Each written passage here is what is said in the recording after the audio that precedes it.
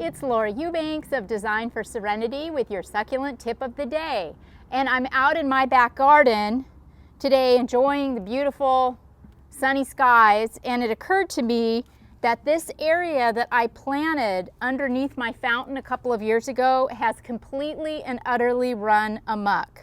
These aeoniums are leggy, these red ives are leggy, and it just looks terrible. Now, it is summer, it's August in San Diego, and normally I wouldn't mess around with aeoniums in the summertime. Now, Fred Ives I can mess with anytime I want in San Diego and no ill effects, but aeoniums are summer dormant. However, this is a shady area in my garden for the most part. So I don't feel like I am being irresponsible to manipulate the aeoniums at this time, because microclimatically, we are in a really good place. So if you've got a somewhat shady area in your yard, an area that stays where the temperatures stay mild, you're not getting beating sun, and you want to do some manipulations, knock yourself out. Okay, so first, these aeoniums have got to go. I planted these a couple of years ago as cuttings, and as you can see, they figured it out, didn't they? Never did establish much of a root system though, because they were cuttings, so they're really easy for me to pull out and start over. So what I'm going to do first is clean up all of the detritus and the spider webs.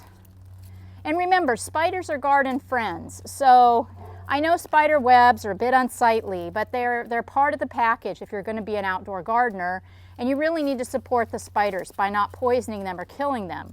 You can knock off the occasional web if you want, no problem, but leave the spiders alone. Okay, I'm going to take my clippers and I'm going to cut this stand of aeonium, cut that little guy off, right about here.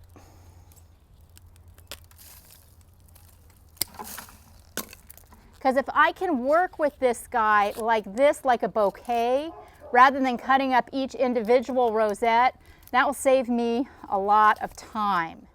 Sorry about that. We're having some mic issues that we're trying to work out. And in the process, Bentley the succulent dog came to say hello and bark at the neighbors. So here he is.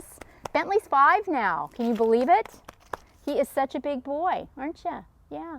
And he's still very good. He does not get in the garden. He knows better. I will not have it. So if you have a dog and you have a garden, make sure you train them to stay out. Okay, so moving on, we have manipulated the aeoniums. Now I'm going to pull out these Fred Ives. Planted as cuttings, same thing. Not a whole lot going on in the way of roots. And you know what? This is all subjective, what I'm doing. It's all aesthetic. If you like this, then God bless. You don't need to pull your plants out and cut them up. If you like the look of the natural growth on the plant, then just leave it and enjoy it. But if you're like me and you're a bit OCD, you might not. Oh, snails. Yuck. That's another garden pest that I just handle mechanically. You know, there is such a diverse lives, the insect life here is so diverse. You've got your beneficials, you've got your predators, and then the beneficials eat the predators. So you need to be really, really cautious about poisoning in your garden. And as much as you can avoid that, do so. And as much as you can treat things mechanically, which just means picking the snail off and throwing it away, do that. We don't want to kill our beneficials like our spiders. Okay, so I'm going to cut right about here. Why am I cutting right here? Because that's just where I want to cut. Is there a reason? Not really. You can cut wherever you want. I like to leave a little bit of stem, you know, in case I do have rot. I can trim the plant up a little bit. I also want something that I can stick in the ground. Now, what to do with this? You can put this over in the Garden of Death, and there is a very good chance that you might get offsets below the cuts, and you can propagate and grow new babies with these stems. I'm not going to do that because I just don't have the space or the time to deal with it, but you absolutely can if you want. Okay. That's a cute little baby right there, isn't it? Boop. So you're going to clean off any dead leaves, limb those guys up.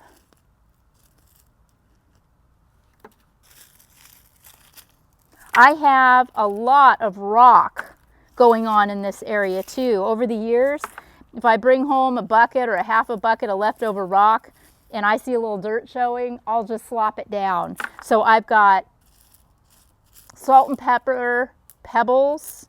I have tiny little Mexican River pebbles that are really, really small, almost a Creva size.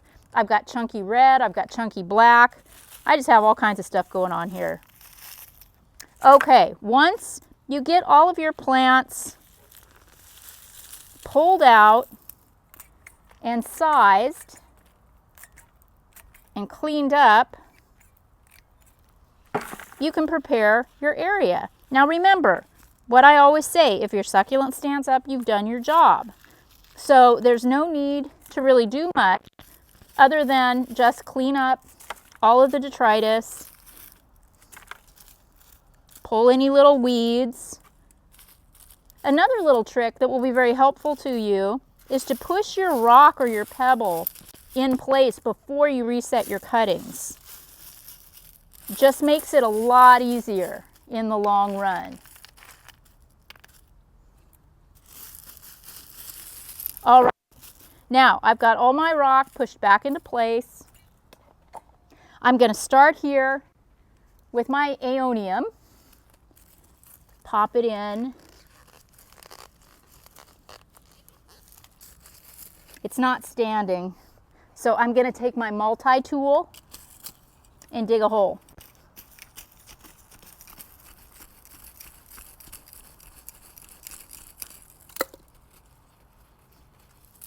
Now I'm not going to worry about hardening off this wound because I live in San Diego and it's summer and we're not going to see any rain probably for 6 months.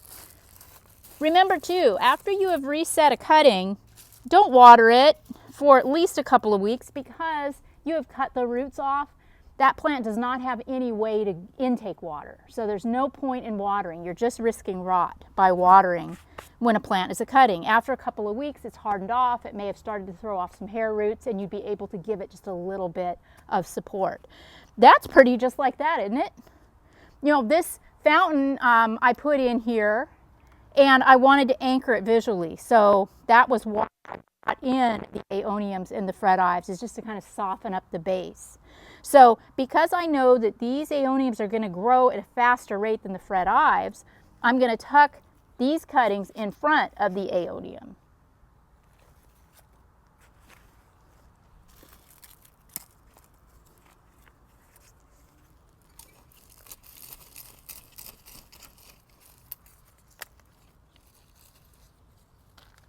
Also, remember, pack your plants in tight. Succulents love a little good root competition.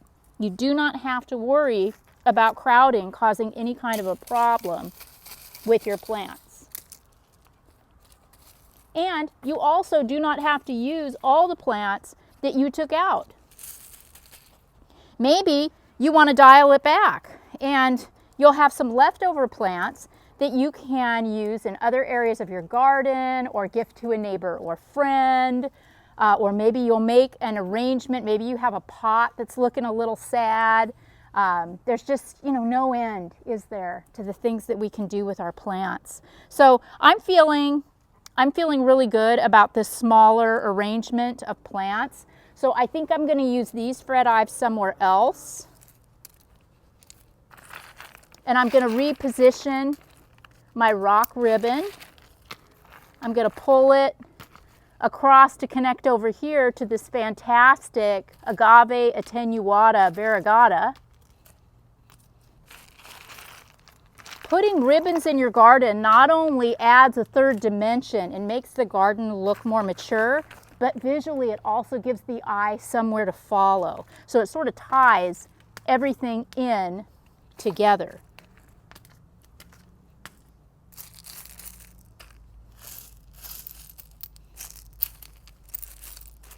And I will get over there and straighten that out. But I just really encourage all of you to take a half an hour and go out, identify a spot in your garden that really needs a little help, and just focus on cleaning it up. It'll make you feel a lot better. You don't need to tackle the entire garden all at once. Just baby step it and do a small area, and then allow yourself the gift of putting your blinders on and sitting down with something to drink and just looking at it and enjoying it and celebrating your handiwork. This has been Laura Eubanks of Design for Serenity, reporting from her garden in Chula Vista, California with Bentley the Succulent Dog, and your succulent tip of the day.